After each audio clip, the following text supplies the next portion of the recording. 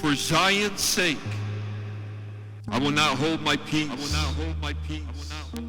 And for Jerusalem's sake, I will not rest until her righteousness goes forth as brightness. Now this is God speaking. He's the one that is not resting and not keeping silent until her righteousness goes forth as brightness, and her salvation as the lamp that burns. The Gentiles shall see your righteousness, and all the kings shall see your glory.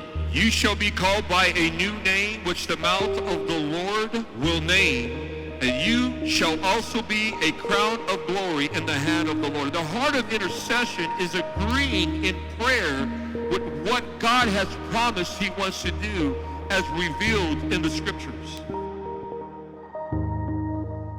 The disciples asked Jesus, teach us how to pray. And as you know, Jesus tells us to pray that the realities of heaven would be on the earth.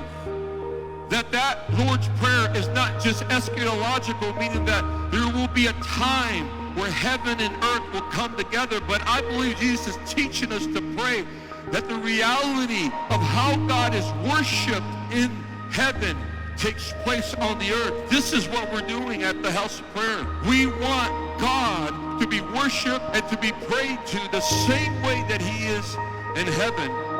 God says he would set watchmen on the walls of Jerusalem, that intercessors all around the world will cry out to God day and night. To make Jerusalem as the praise in your, it's speaking about the day when Jesus comes back in his second coming and he establishes his kingdom on the earth. That Jerusalem will never be a praise in the earth until Jesus is ruling and reigning in Jerusalem with a priestly people. And God says, my strategy for that to happen are watchmen who cry out day and night.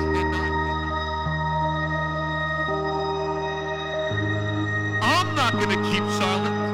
I'm not going to rest day and night. And then I'm going to have watchmen on the earth that are in agreement with me in heaven, reminding me of the promises that I have spoken over Israel. To know the word of God and to remind God every day, every night, all day and all night of what he promised us. That's the heart of a watchman believer. That's why I love prayer rooms and coaches of prayer that are praying the scriptures. They're praying promises.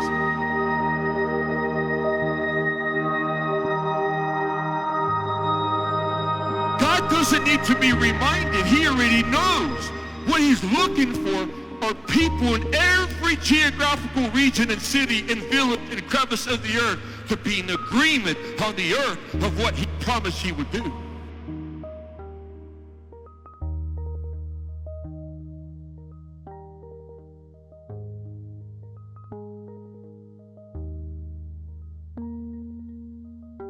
They don't keep silent because God doesn't keep silent.